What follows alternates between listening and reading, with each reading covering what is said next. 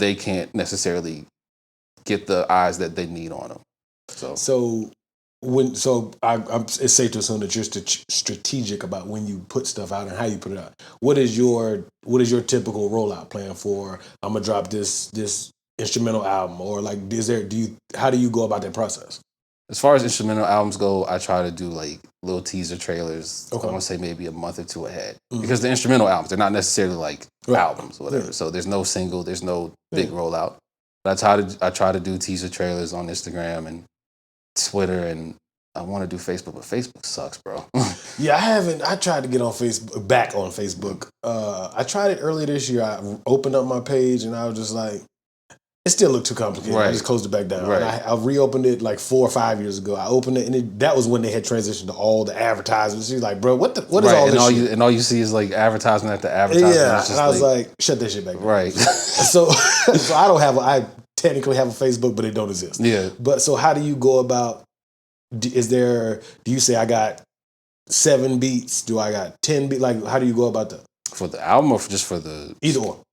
For the album, I try to do little snippets of beats that I would put on the store, but they probably deserve to go on the album.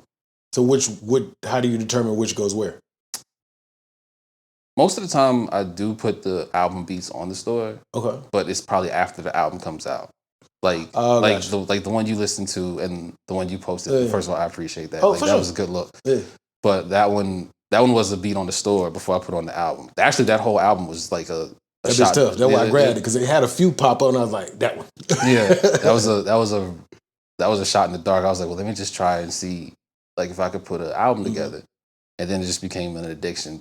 That's why there's like 16 of them. So,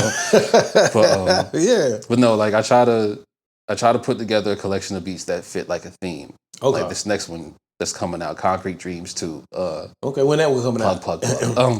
Always plug, baby. Yeah, that one's coming out on the 16th of this month. Yeah. Okay, so June 16th. Okay, yeah. It's a part 2 to another lo-fi album I dropped earlier. And I usually do sometimes I do like a B-side, because I'll make an album like 30, 40 beats, and then I'll be like, okay, I'm doing too much, so let me like cut it down to 20 or maybe cut it down to 10, and then sometimes those beats that I like cut away, I was like, well, let me do like a B-side, just so that way it's like a constant flow of just production and everything. So when you get ready to sit down and make a beat, what does that look like? That's a good question. Do you have a melody in your head, or do you start fucking around and then you hear something and you're like, I'm going to build on that? I usually hear something and then I build on it. Okay. Sometimes I do hear a melody in my head, but like most of the time I hear something and like, I want to try that, or I want to let me build off this and see where I can get to and everything. So, yeah. Okay, so what are your typical go-tos when you start to create? Contact. I mean, like, is there a particular... I remember when I hardware size, first thing I typically do is go to synths. Do you go to synths? Do you go to woodwinds? Oh no, I go to pads and woodwinds. Okay. Like I love pads and woodwinds and synths. Okay. Like I try to put a flute and everything. Doesn't always work, but But like, I mean, you know. Yeah, but yeah, those are my 3 go-tos. Okay. And I do more bass lines than 808. Okay. Yeah. I'll throw 808 in there if it needs it. Right. Like if it's not shaking the trunk enough. Okay. Like regardless of whatever genre I do, it's gonna shake the trunk. Yeah, you got to rattle that Caprice, baby. Yeah. But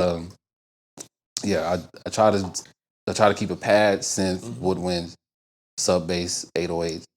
Okay. And I know kicks aren't in, but I love kicks. So, I do too. Yeah. I think that's a heartbeat, but that's just me. Yeah. So what would you say is your forte as far as production? Is it drum pattern? Is it melodies? What would you say is your shining? It would be more drum pattern. Okay. Like drum patterns are more challenging to me because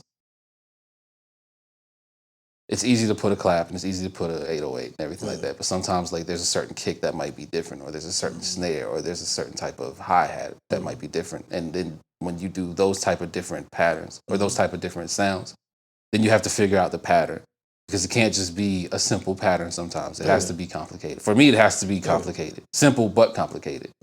So I'm more leaning towards more of the drum stuff. Okay, because it is a process to all of it. I absolutely agree with you, and I don't know, something about making beats. It's just I don't even make beats no more. And I still know what that feel like. Why you stop making beats? Man, I went to the military. I'm old. This ain't about me though.